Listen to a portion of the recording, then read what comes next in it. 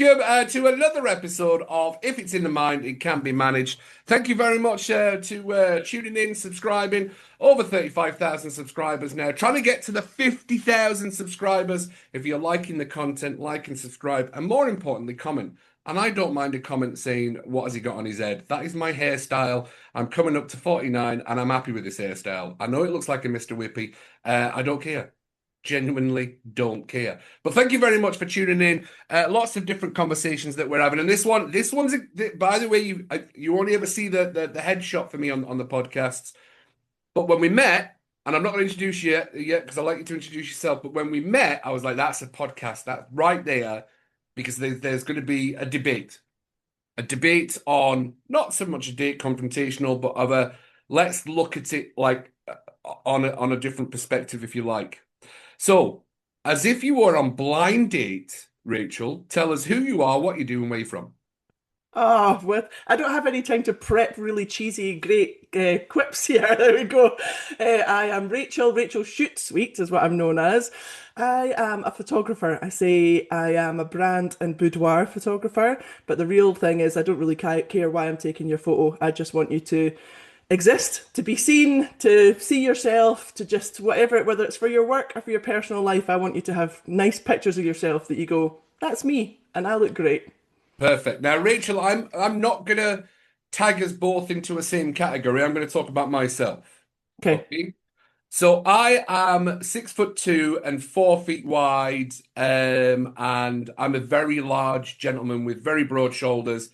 Unfortunately, my tits are bigger than my wife's. However, I do kind of like who I am and love who I am. To be fair, I always have. I was at the gym this morning, and it wasn't a favorable angle as I was doing shoulder press, and I did look like the dad from Up with my glasses and my chin out, and I was like, "Ooh, that's not a good angle." But we're talking today about not body positivity, body neutrality. So I am a very large gentleman. Mm-hmm. I have some muscle, Mm-hmm. but technically 100% I'm obese. I've never been a fan of the BMI scale of shoulders and waist and weight because technically rugby players who are super fit, super Yeah. healthy are obese. Yeah. And I used to do strongman training. I still eat like I'm doing strongman training, but I don't do the training for strongman training. So I know I genuinely have, I'm very much aware that I eat more food than I am supposed to eat. But in the world of body positivity, there's Mm-hmm. the other side to body positivity or neutrality, as we're going to call it today, of is being big, should we be positive about that if we are morbidly obese and unhealthy? Because that's the distinction today, isn't it? Yeah, I mean, there's like five different things in that intro that I feel like I want to come back to. So we'll see Perfect. how far we go. Let's go. Um, so should we start with just the difference between body positivity and body neutrality? Yeah, absolutely. What what would you guess the difference is? Well, from what I see, and I'm going to use an example for, because I'm also going to use a bit of an example of, I know that people tell stories and lies to keep them the way that they are so they don't have to change, right? Yes.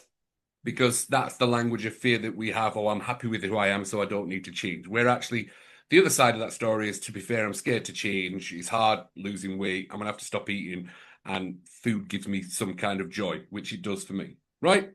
So body positivity, from what I see in the world, is I'm fat and I love myself, and I'm not going to change. Hmm. Body neutrality, I don't know. That's a new term. Great. Perfect. I think body positivity came from a really good place. I think when we have this conversation, we have to remember and be aware of, which lots of people don't like when I just state it, but it is just a fact that as a general, as a society, modern Western world, we do not like fat people. We don't make spaces for them. We fill restaurants with seats Sorry, that are. that's a great pun. We don't make spaces for them. We I love don't it. make spaces Sorry. for them. We literally don't. The fat people literally do not fit. I, the chair at my dentist is not technically insured to carry my weight. And I'm not an enormous person. Like I'm a No. big person for sure. Yeah. But you wouldn't look at me and go, man, she's not safe to sit on chairs, but I'm not, you know? And I think that we've grown up when you're my, so I'm 40 this year. I very much grew up in the Kate Moss, nothing as good as skinny feels, the Tyra Banks, Colin models, fat. You know, Kate Winslet was fat. She was chubby when she did Titanic. Bridget Jones was chubby, like fuck she was, you know. So the world generally likes thin people better. That's what we've agreed is the ideal. That's what we've agreed is good. Yes, sir. He's got his hand up. If you're just When I listening, raise he's got my his hand hand, up. when I raise my hand for this podcast and this podcast only, I'm going to raise my hand to go, I've got a different side to that. Go, give it to me. The top five sexiest women ever been voted for whatever was Mallory Monroe. I think Anna Nicole Smith won it at one point. Yeah. And I'm actually going to use the red-haired lady that I absolutely adore. Who's Christina in Applegate. Is that no, what's her name? No, not Christine No. Applegate. She was in she keeps winning awards for being the sexiest woman alive, and she was in Mad Men. Is that's the person I'm thinking of, but I've got the wrong It's name, it, but I and know who you right, mean. it's Yeah, yeah. okay. And I forgot the name. Very buxom. Now, it's always Yes. buxom, if I'm allowed to use that word. It's always the buxom ladies that win the attraction, the adoration of the masses. Okay. Of, did you Google the name? Yeah, it's not Christina Applegate. I couldn't find it, sorry. Ah! And she is an extremely attractive lady. And she always pops up on top five sexiest ladies in the world. Mhm. And these were all big buxom ladies. Diana Dawes, do you remember Diana Dawes?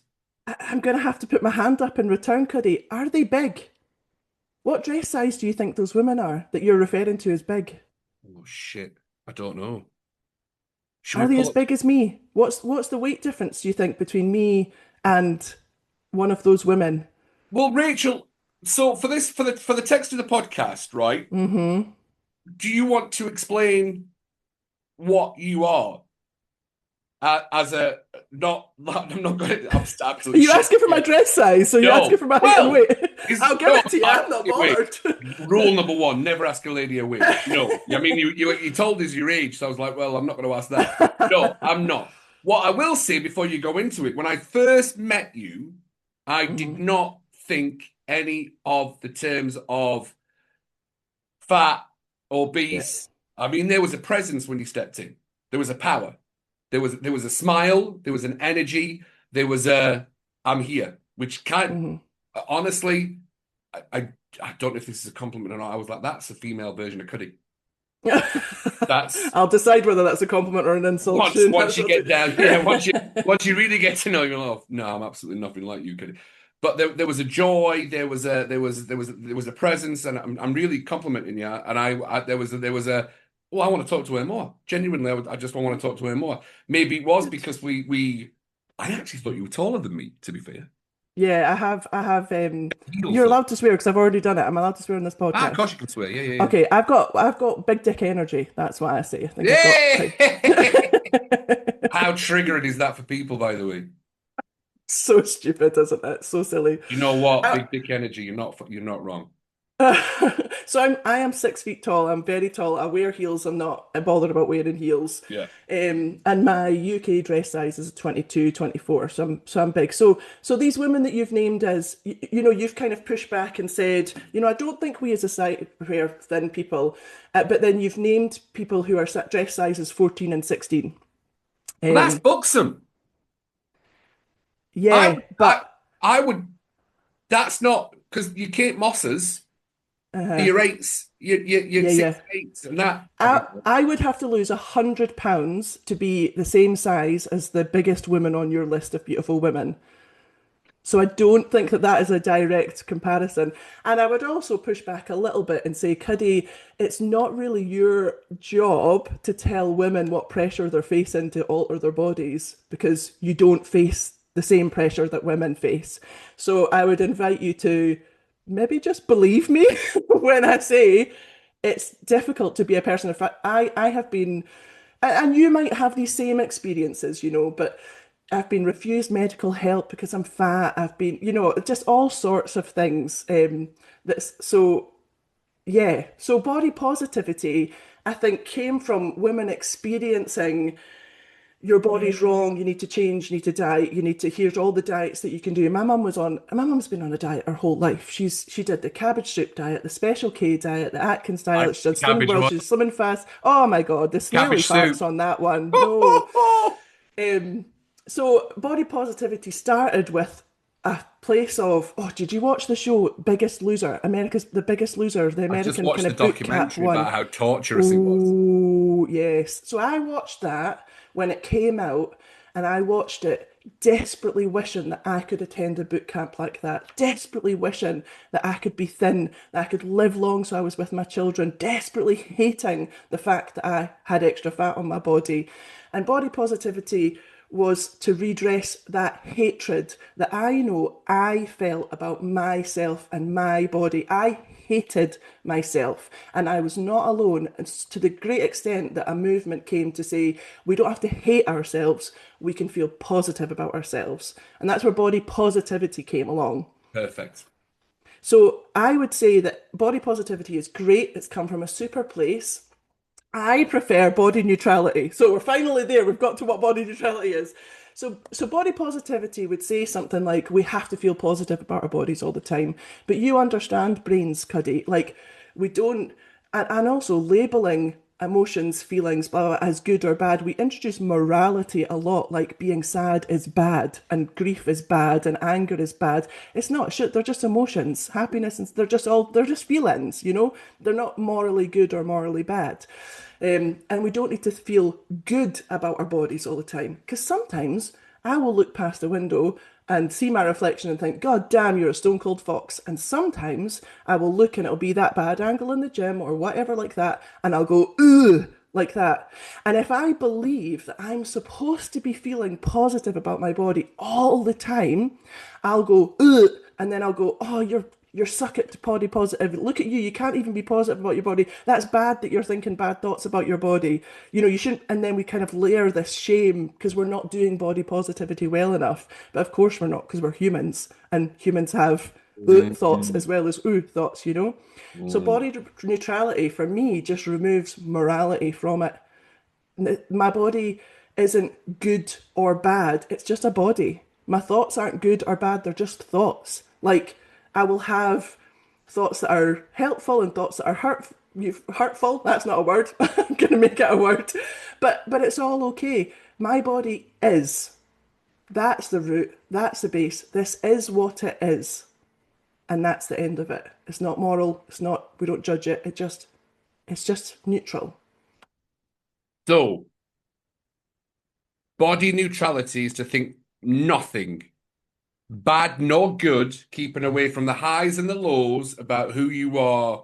Then you're removing the emotional outcomes that come from that because shame and guilt keep us stuck, keep us low, keep us down. Body neutrality is not about feeling nothing. It's about understanding that we will feel a variety of things, and none of those affect our inherent value as a human being. Oh, 100%. Oh, yeah. If I'd got a microphone right now, I'd drop it on that one. Yeah. Yeah. And because now when we're having these conversations and then I go back to it's funny because my wife loves me whether I'm big or whether I'm smaller and things like that. I think she pinches me ass a little bit more when I'm a bit skinnier. To be fair, I think she does. Um, but my wife has very well done to herself. Actually, I have to pat her on the back for that one, or the tush. For she's really good at controlling her food, and she's oh, I'm 6 pounds over. I'm just going to pull it back a little bit. Whereas I'm like, oh, I've got a good 3 stone grace before I start pulling back, right? But I know that's a behavior and a belief within myself that's something that I need to work, and I would never blame anyone for that. But it's funny as a it's Christina Hendricks, by the way. I googled it. Christina Hendricks. I knew it was Christina Sutton. Christina Hendricks. Well done. Good for you. It's Christina Hendricks. And I just thought I thought I'd put that because if you were like me, I'm like that'll be going round in her head the whole time. What's her Hmm. name? What's her name? What's her name? So because there's the argument to body positivity, because this is the way we're actually going and the flow, Hmm. even though we don't have a flow at the podcast, but we know where we're going is, and I know that we both agree on this, Hmm. is that body positivity when you are morbidly obese and unhealthy is really not going to help you. It's really not going to help, whether we agree or disagree on that. Because the conversation that we're going to have today is actually, well, what if when you do go to the doctors, actually, I've got to share something. Hmm. The amount of times I've been to the doctors and they said, oh, you could do with losing weight. And I'm like, do you feel a bit of a fraud saying that, bearing in mind you're 2 stone heavier than I am? They went, yeah, totally. There was a larger doctor down there. She went, look, that's the diet of which I don't follow. You maybe want to try that. That one always cracks me up a little bit. But it's what happens when you are body positivity, or you find people being body positively, and there's health markers that say that's unhealthy. Whereas I had this conversation with you, as I'm like, I genuinely got the doctors, and they're like, Cuddy, I've got you this time. I've got you this time. Do the tests. Let's find out if you're diabetic, high blood pressure, or whatever like that. And the blood results come back, and the tests come back. They went, oh, you're not even close to diabetic. I'm like, I know I'm not. I went, I eat too much food, but I eat too much of the right foods. They went, oh, well, that's fair. I'm not heavily loaded with processed foods. I very rarely eat McDonald's and things like that anymore, and shitey food, and I cook a lot of my own food, to be fair. So that was the conversation that we were going to have Hmm. today. Is and Rachel, your point of view, obviously, is when we are larger but we are healthy. Where does that lie, and what's the conversation around that, Rachel? Well, first I'm going to come back to you saying that body positivity, if somebody is morbidly obese and unhealthy, is not going to help. And I'm going to push back on that I love actually. it. I love it. This How is why we do it. many, how many morbidly obese people who are unhealthy do you think don't want to lose weight, don't want to be healthier? See, there it is. And what do you think stops people from losing weight? Because it's not a lack of being told that they're too fat, it's a lack of compassion, it's a lack of access, it's a lack of love, it's a lack of support, it's shame, it's, those shame stops health much faster than going, it's okay to be fat, you're fine as you are. A person who is able to be that big and go, I still deserve love and respect in my body as I am, not after I've changed, not once I've achieved something, lost something, gained something, withheld something. Right now, I'm worthy and deserve love and respect. That leads to better health outcomes way faster than increasing shame. Love the pushback. Two parts. I'm thinking, Yes. first of all, is judgment on my part is what fucks up the conversation. But I want to switch that to when does compassion and enabling end? And the conversation is, I love you and I want you to be around more, and I'll love and support you the whole way through this process, but it's only you that can make the change. I would say whose responsibility is it? Is it your responsibility to tell a stranger on the internet that they're too fat and they need to lose weight when you know nothing about them? And just for So, context of the podcast, I have never once done that. I but have people never. have done that to me. People who do not know me, who do not know what size I am, what health I am, have done that to me, who've told me I need to lose weight. So I would say, because I'm an idealist who just wants world peace, god damn it, is let's just start with fucking compassion. And let's let the people who are close to the person who needs help decide what's enabling and what's not. And actually, I would say compassion, compassion, compassion, compassion, compassion is going to go way, way further. And unless you specifically know, because it's going to be case by case, Cuddy.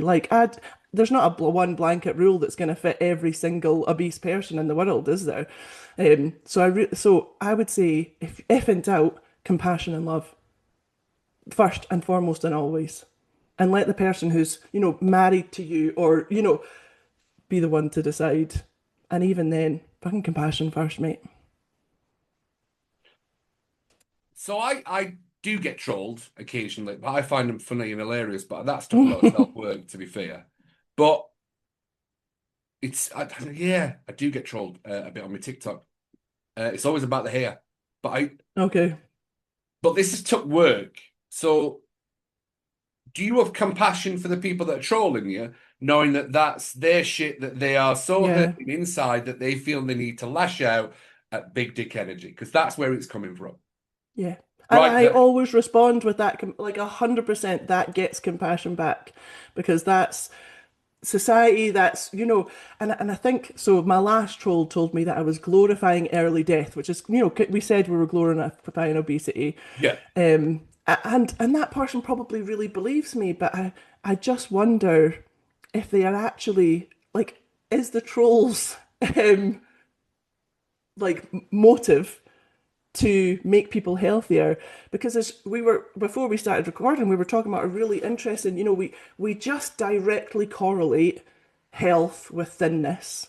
And you just shared, you go to the doctor, you're not pre-diabetic or diabetic, you don't have, your blood pressure's great, your heart's great, your whatever else, you're healthy. The doctor said My you're wife's blood healthy. pressure's worse than mine, and she's skinny. There you go. Yeah. And that's harmful actually for people in thin bodies as well. I have a friend who's in a very thin body who is not as healthy as me, who will go to the doctor and will not get help because the doctor will look at her thin body and go, but you're obviously healthy. So she doesn't get, so actually it doesn't serve either side of this equation for us to Yeah, equate one with the other. And if we look at, this is really interesting actually. I love this one. How many trolls do you think are on the internet commenting under the videos of very thin women to tell them that it's not healthy to be thin? Do you think that that I happens? think it is because right. Give me a percentage. Let's do how many people are commenting on thin bodies, telling to they're glorifying early death, and how many I are see it. commenting on fat bodies? I would say Interesting. actually Mm-hmm. yes. I would say there is equal amount of comments and because the thing is with the troll, there's no context, is there? So it's a comment is a comment. You see how we perceive it. So if we're seeing it as a negative, we're thinking you're a troll, you're an arsehole, why did you comment? Mm-hmm. But you don't know if there's a context of, oh, by the way, I can see your shoulder bones and your hormones have dropped so much, you're kind of going to be early mortality because you look anorexic.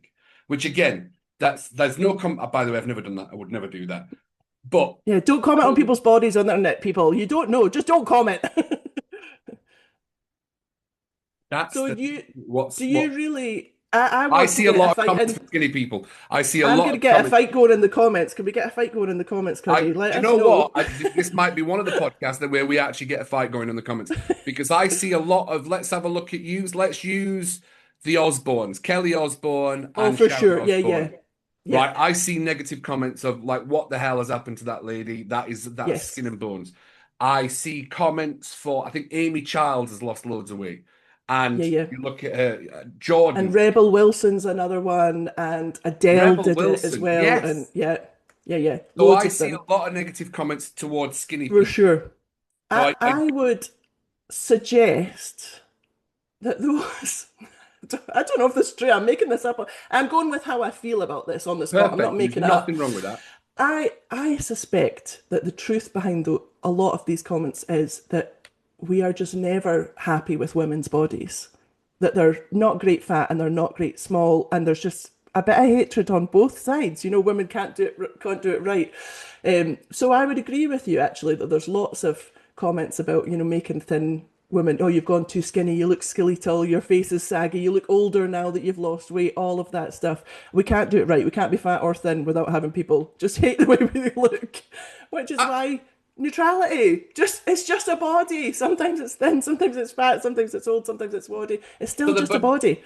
so the body neutrality because then by the way, Yeah. this might turn into a 3-hour podcast because now Oh we're having the God. conversation and creating the conversation is you look at The Rock, he's gone from muscular to quite skeletal and skinny. And the amount of comments that The Rock gets Yeah. for, oh, now, oh, you've clearly come off the juice and look at you, your heart's failing you and all those kind of things. Oh, well, I mean, it's just, We're policing each other's bodies, and it is often from a moral high ground. That saviorism of like, I'm concerned about you. I see your shoulder blades, and I think that you would be healthier if you put on more weight. Is I don't love that kind of. Yes, it's judgment and that kind of. It is a moral high ground thing. I'm doing this for you. I'm doing this to to look after you or whatever. It's really not your place, is what I would say to that. true. I'm sat here thinking, the first judgment when he mentioned Rebel Wilson was, and it is, so I'm self-checking my internal conversation. Hmm. And the first thing I wanted to say, I'm like, well, actually, it's going to go against body positivity and body neutrality. Is like, oh, I always thought she was better looking But that's individual attractions. Individually, we've and I always thought she was been. funnier when she was chunkier. Yeah, well, maybe because she was relying on humor to be her thing because she didn't Because have, she had big dick, conventional she had big dick attractiveness. energy as a Yeah. chunky person, and me as a chunky person, I probably do find that quite not attractive in a sexual way, but a drawing attraction to. Hmm. Well, John Candy was a legend for me. Yeah, John yeah, Candy for owned the sure. stage, was a big fella. Yeah, he Yeah. died young, obviously. Um, but yeah, because that's something that I've always Dawn French. I think Dawn French, and it's Who has funny. battled with her weight her whole life and who has And I think fluctuated she and keeps, I yo-yoed know, and she her whole lost life. loads of weight after getting divorced with Lenny Henry. Yeah, And then she openly admitted, I'm just miserable as thin. I'd yeah. much rather be fat and eat cake and just carry on with it. And again, you're like, fair play to you, Dawn. Dawn French, absolutely legend of comedy. And she is. So I said, I think that would you say she's body positive? I think she's body neutrality. She's I body think that's neutrality. Yeah, because she's she's just just gone, said, this is you know how I what? feel. Yeah, This is me yeah, and this is where I want to live. And I'm yeah. happy. Yeah, that's total. But she's not telling everybody else that they'll be happier. And that's the thing. Nobody, whether they're a body positivity person, whether that's how they categorize themselves or whatever, nobody is telling other people to get fat or that you're happier when you're fatter or that everybody should be obese. Nobody's saying that. You will not find that on the internet amongst body positivity influencers. You will not find them saying you should gain weight, you should be fat like me, it's good to be fat like you. That's not what you see. All of these people are just saying you deserve love as you are right now. And I don't know why that's so threatening to everybody. I get it. And I know I love the fact that we are on different sides of the tennis court because sometimes tough love works because it worked for me in the past. My wife gave me tough love, not to do with my weight, with something else. Hmm. And I'm like, if I didn't have that, she came from a place of love Hmm. and compassion. Yes. She gave me an honesty. And it was your wife, not a stranger, not a neighbor, not a doctor. It was your wife who you love and trust and have a relationship of stability and support, who was the one who offered you the tough love. So we are on the same side of the court then. Yeah, I think in Oh, many ways we are. I want to I talk a little bit about longevity. This is yeah, just, I just want to add it in while we're here. Just with this kind of like, when we equate absolutely, and I'm not saying every fat person is healthy. That's not what I'm saying. I'm just saying that it does not 100% correlate that if you are fat, you are unhealthy, and if you are thin, you are healthy. I think that's okay to say. yeah. When we use different metrics to kind of so the BMI scale, which is bullshit. I can send you some resources if you want to link it and if you do show notes or whatever about why the BMI is absolute bullshit. But you've said already, rugby players and bodybuilders and that would all be in the obese thing. If we use the metric of length of life, of mortality rate, the healthiest or the longest you will live is if you are in the obese category, then the normal weight category, then the morbidly obese category, then the underweight category. So right. This is right. We're right on the money now because I don't know these statistics. I'm not saying that but you've clearly done a little bit more research than I have. So what you're saying is that mortality rates Genuinely, according to the BMI, Not according to those BMI, just oh well, oh yes, according to BMI. Sorry, Connie. Yeah, yeah, on the scale, yeah, yeah, is yeah. that obese people live longer. Not morbidly obese, but obese people live longer. Then it goes to what? Normal weight, So obese, normal weight. then morbidly obese. So morbidly obese are technically healthier than the because they've got more Will fat. live So longer than underweight people for sure. Because underweight people, their organs are at such great risk. Their hormones go bone low. density, that it's real. Yeah, yeah. And actually, lots of those researches are done with men primarily because we don't really use women for medical research, and it's only just changing recently. But actually, if you're a woman, you need a bit of extra weight again than a man. So these studies that are based on men and their A length of birth. life, actually women do need a little bit of extra fat in their bodies than men do. Would that be for the So nutrients for giving birth? Again, we I can't go that would down be that, but yeah, speculation. yeah. Yeah, don't know. No, we can't. No. So if you're morbidly obese, you will shorten your life if you are a man by up to 3 years. And if you are underweight, you will shorten your life as a man by 5 years. Oh, and look at all the extra food and enjoyment I've had for 3 years. It comes back to the old smoking adage where Yep. non-smokers live an extra 5 years than the smokers, and the smokers are hmm like, what the fuck am I going to do with those 5 years? I'm better off smoking now and enjoying myself, right? There's a Billy Connolly sketch about brown bread. I'm pretty sure it's about brown bread, and he talks Yes. about. I'm going to get this wrong, so correct me if you know it. He talks about if you switch to brown bread, you'll live. I don't know, 2 months longer. I can't remember the time frame he says, and he says, but it's not 2 months when you're in your 20s and you're shagging. You know, it's 2 months when you're pissing yourself in a seat in a nursing home, and you've had to eat brown bread your whole life as well. Yeah. Like I'd rather you. And I'm not, I think that's, 5 years is a serious amount of time. And I think it's easy when you're young to go, oh, I had, 5 years. And actually, when you were 80, maybe you'd give a lot to get an extra 5 years with your grandchildren. So maybe we shouldn't be completely poo-pooing it in the name of frivolity. But I just think that that is really fascinating that, a morbidly obese person, we're talking about up to 3 years shortening their lives for a man and 5 if you're underweight. And it's just interesting to look at that and go, what are our metrics of health? And, what is it that we're judging? Yes. So then you are, and I'll use this as an example. Whenever I go to the hmm doctor and it's right, I remember when I stopped smoking. I think it's probably about 18 years ago. I stopped smoking. I think, oh, I went down on the Monday. My wife went down on the Tuesday. My wife's skinny. I'm fat. They gave me the stop smoking drug, which was Champix. They saw my Okay. size, they saw me the thing, and they went. And by the way, it turned out they were. I think they were a psychotic. They started after a certain amount of time. They would give you psychotic dreams and all those kind of things. But Wow. it stopped. Yeah, but I stopped smoking. I mean, literally 5 weeks, and I was done. I was like, oh, I don't even think I ever want another thing. And they were expensive drugs in the UK, so not Yeah. everybody got them.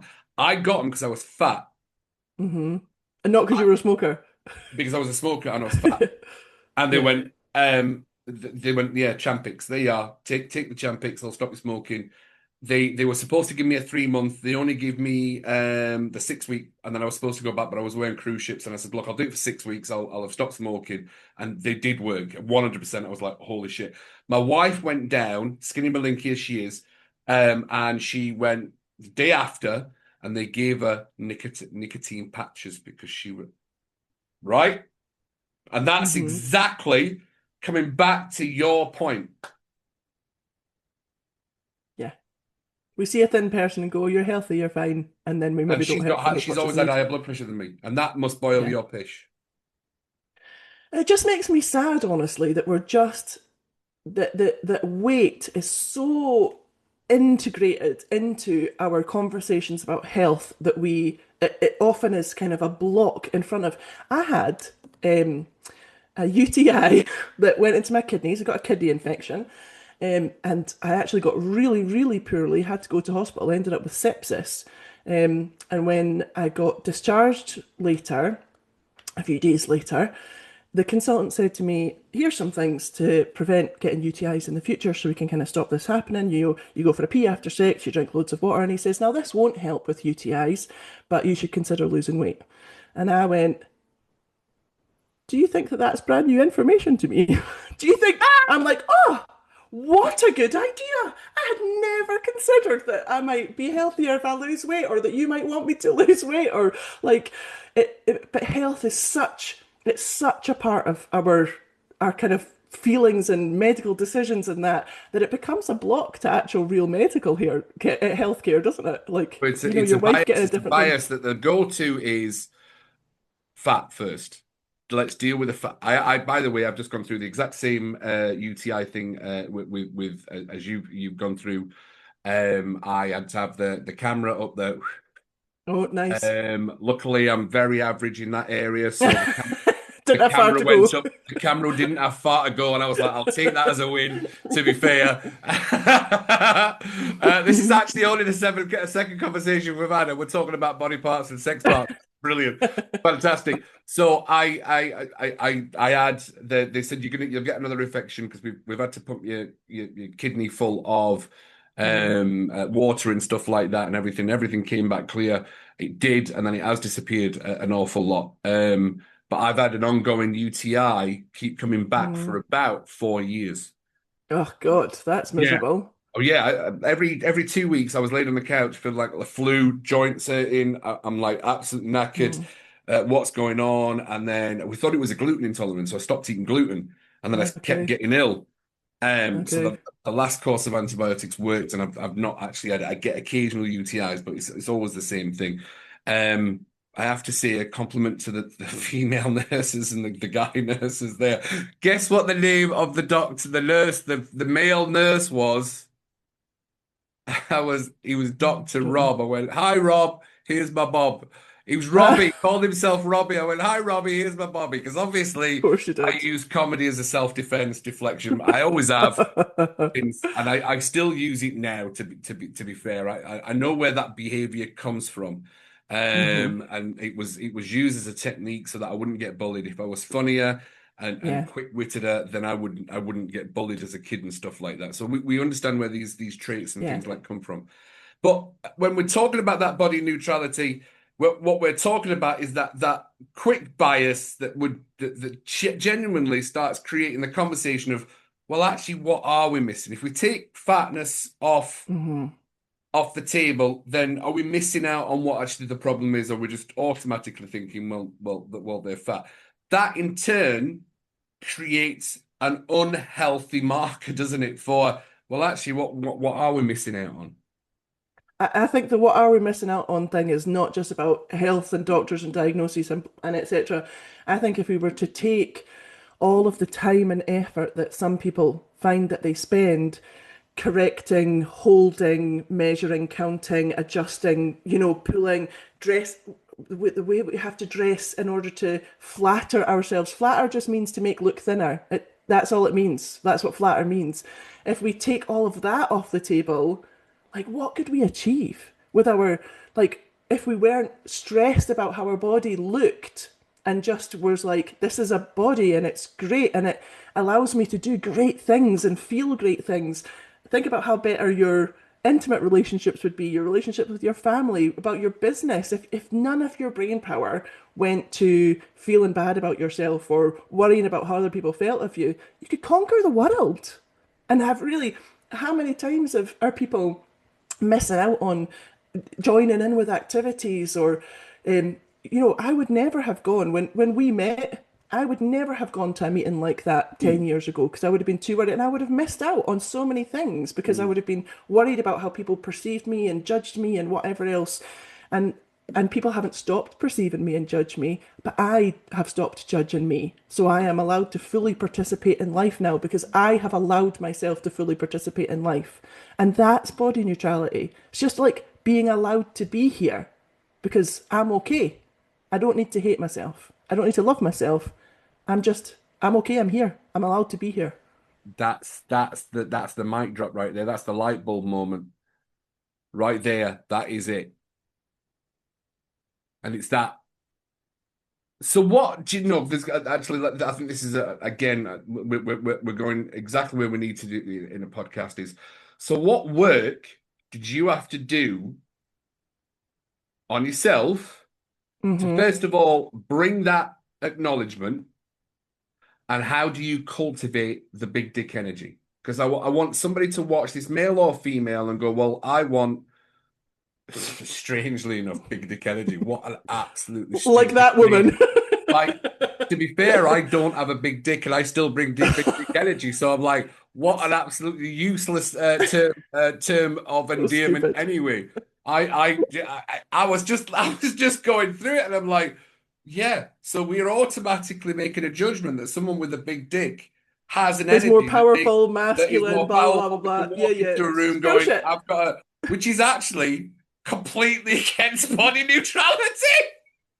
But it's a phrase we commonly know. It's not. Yeah, let me state for the record, I do not believe that.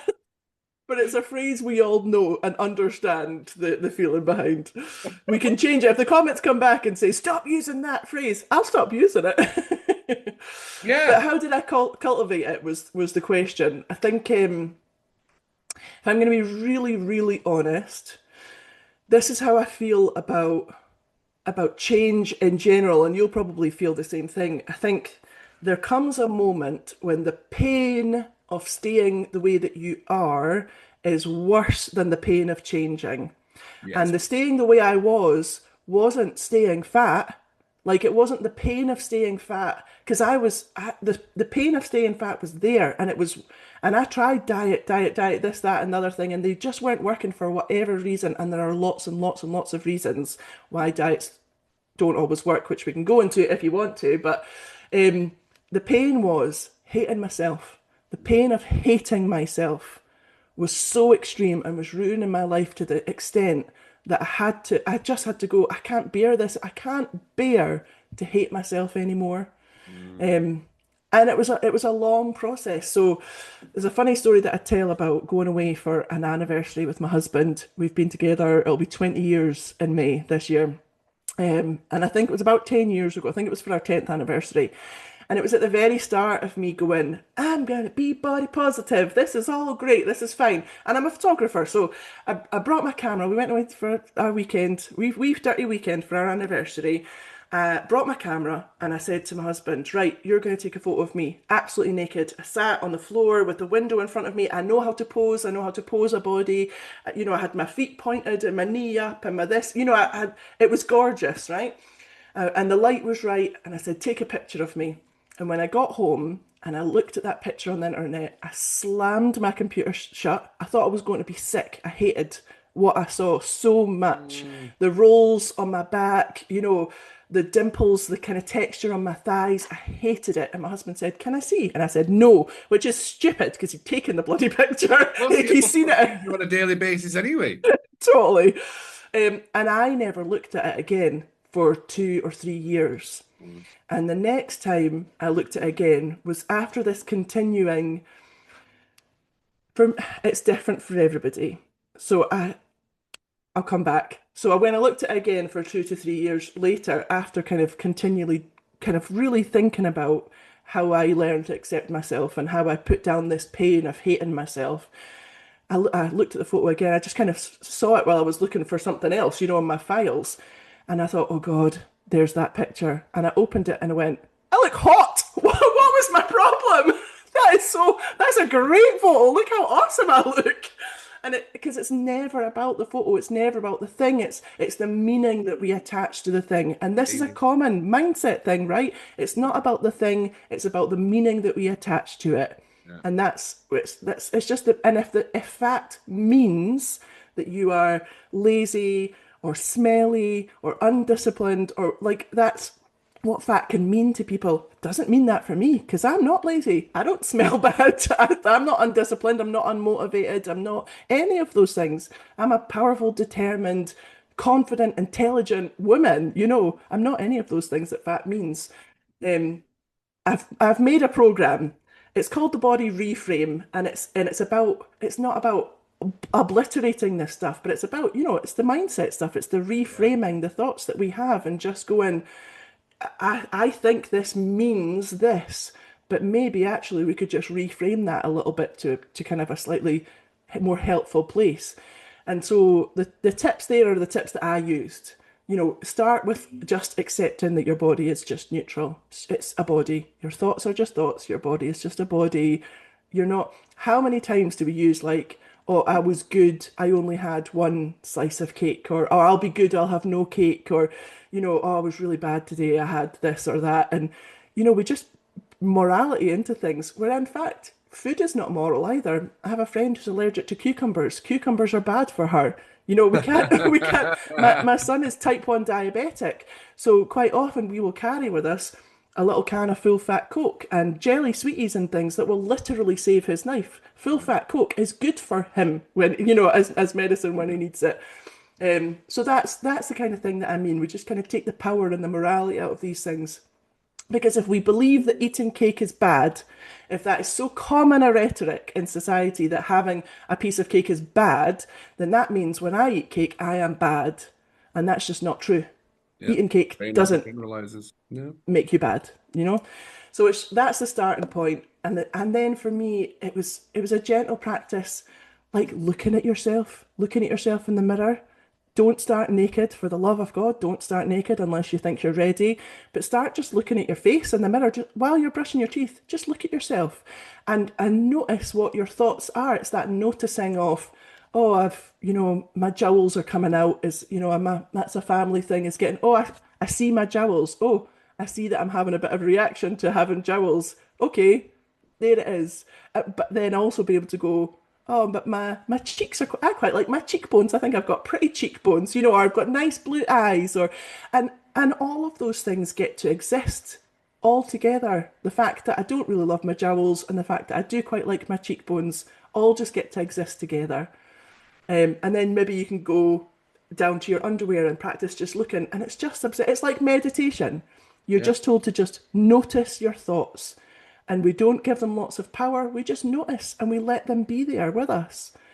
I was doing some self-improvement stuff. I left a high demand religion and went real hard into self-improvement, like real hard into it, way too hard. We're not going to talk about the religion because I don't want to. No, I no, no, genuinely, no, that was a but I gloss. did Yeah. find it fast. I did honestly when you told me. So for people watching the podcast, normally I talk to people for 5 minutes before the podcast booming. We had 20 minutes blether before I was like, oh my God, we have to start a podcast because I know we've got time and things like that. But that's another story. And I would genuinely have you back We'll do on that part two. to 100% because I think that any kind of religion that has that kind of setup. And do you remember I told you about my judgment about, well, he was an 11-year-old, and I'm like, oh, but Yeah, Buddha yeah. was like 7 years old when he Yeah, when yeah, he yeah, yeah. changed the world. So it comes down to that judgment and the belief from us anyway. Yeah, definitely. Yeah. So I went hard into self-development.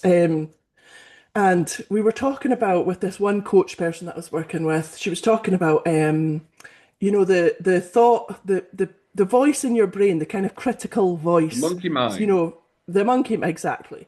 And she was saying, maybe let's name it, let's bring it into the conversation, let's, rather than pushing it away, let's just look at that. So mine is called Patricia, that's what I decided to name her.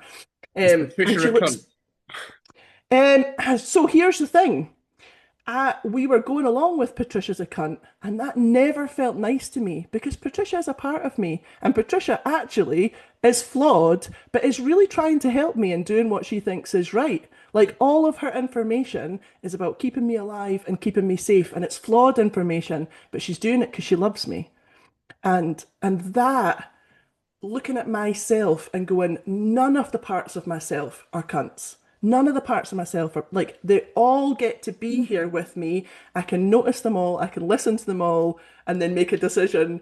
For me, that's the same. That's the same as body neutrality. Taking my monkey mind and instead of hating it and wishing it wasn't there, going, oh, I see that you're trying to keep me safe. Thanks for giving me that information. This is what we're going to do based on all this other information I've got too. Mm. Yeah, that's it.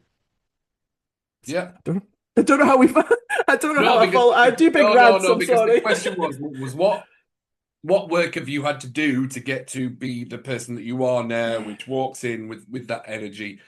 And what did you do to cultivate it? And that you're absolutely right. That's it. Yeah. I know full well that you know a lot of the stuff that I do with people and things like that. Absolutely, I'm always every training I go into a business is helping people understand that internal conversation is completely normal. It's always going to Yeah. be there, but we look to this side instead. And there's a simple switch that I do with people is to go, that's going to come, Yeah.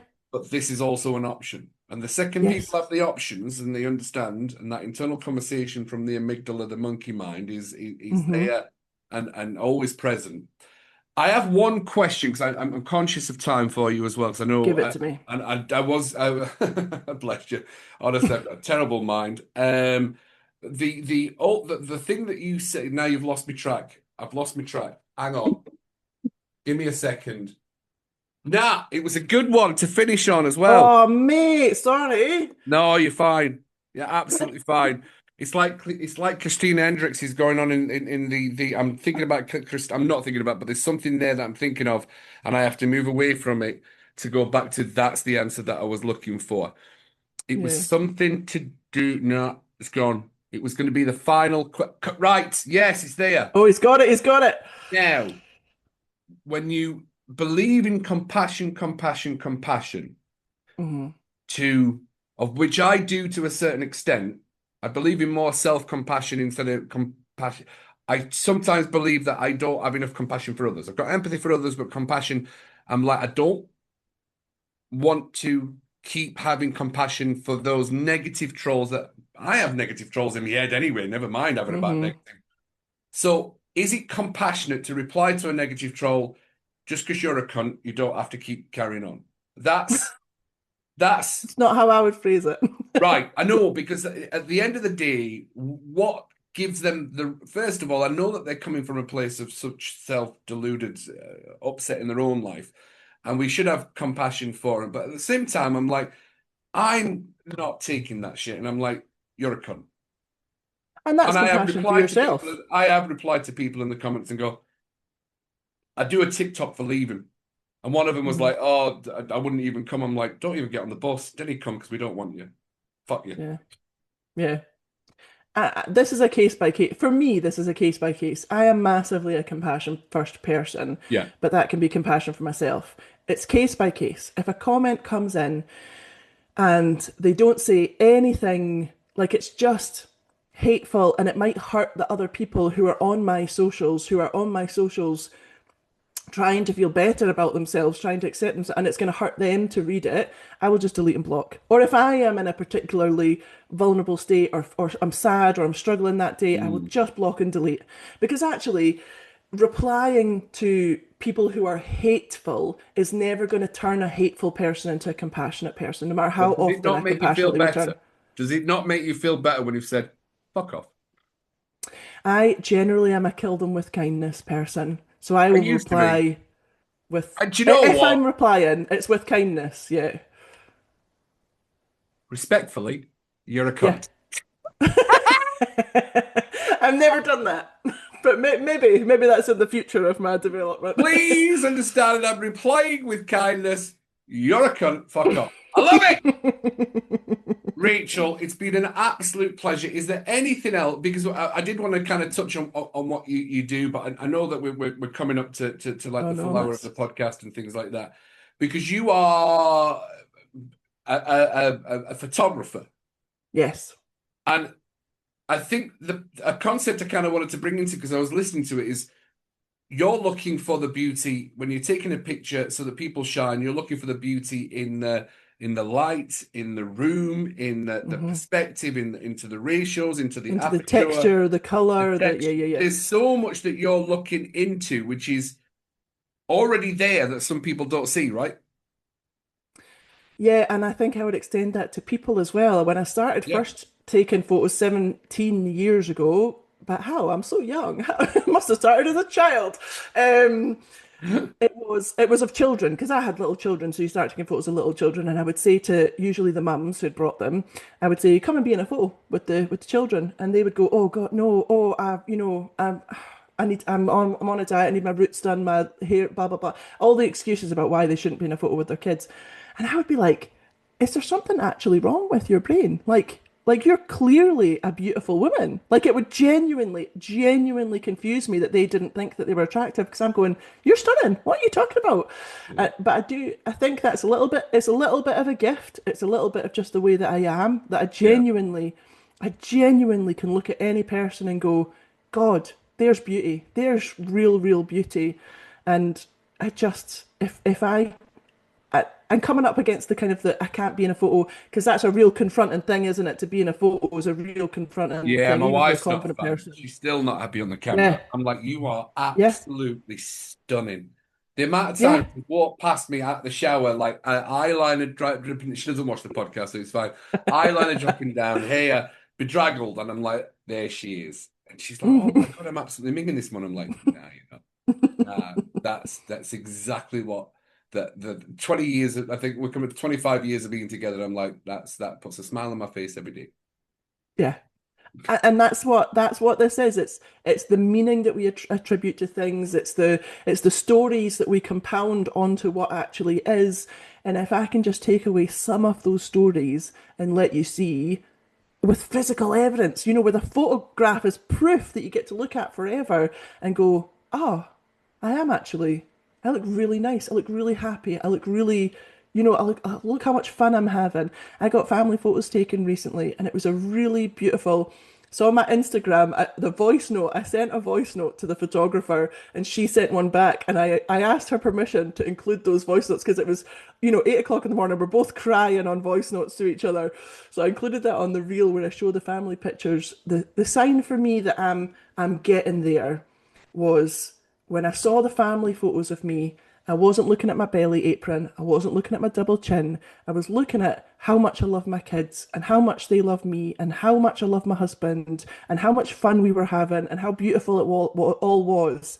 And that's the whole thing about it. It's just about you're allowed to exist right now as you are. You're allowed to take the pleasure and fun and joy of life and that your body offers you. Your body is a vehicle of joy and pleasure and fun and experience and allows you to do things. And you get to, if you're fat, if you're thin, if you're disabled, if you have chronic pain or illness or whatever it is that you're dealing with, you're still allowed to exist and be loved and join in with life. And on that bombshell, been a pleasure having you on, Rachel. What a It's been fantastic a pleasure to conversation. be here. Yeah, no, it's been lovely, and I know we chatted when we first met and stuff like that, and I was just like, yeah, it was a great energy, and thank you very much for coming onto the Mind Management Mentors podcast. I don't think it will be your only appearance because we can start talking about beliefs Hmm. around the other subject that we said if you feel comfortable to talk about and all those kind Yeah. of things and how Free therapy, Cuddy. I'll talk about it all day long. not a therapist, not a therapist. I say that a lot when I'm working with my clients. Not a therapist. Cool. We heal the past to get you moving forward, but you touched on something earlier is that we don't move forward until the pain of staying where we are is less than the pain of moving forward. Yeah, And that's generally a lot of the things I have to do with clients is I have to create an ethical fear to move them forward because we only move yeah, forward or away. So it's forward towards joy or away yeah, from fear. And yeah, we look at what's gonna combust them into skyrocketing themselves. And that's something that we yeah. do. Look, it's been a pleasure having you on the Super. podcast. Thank you so much, Rachel. To everybody that's enjoyed this pod, I hope there's a million comments of arguments to this podcast. I would absolutely love it because it's Fight, fight, honestly, fight. honestly I would. I'd like 1,001 people to come in and tell me why we're wrong. Tell me because that's such an easy thing to do. Tell us why Cuddy at 6'2", 4 feet wide, 21 stone, soon to be 20 stone because I am going back to the gym and wanting to come down for my knees, just for my knees to Mm. be fair. And for the lovely Rachel Shoot Suite that's been on as well. Tell us why we're wrong and then join in the conversation. This is a great episode of Is in the Mind It Can Be Managed. And I genuinely am a big believer in there's always a solution to every problem. And if body neutrality is it and that compassion for self and others, then that's your key takeaway from this one. Big love from Cuddy. and we'll see you on the next episode of the Mind Management Mentors podcast.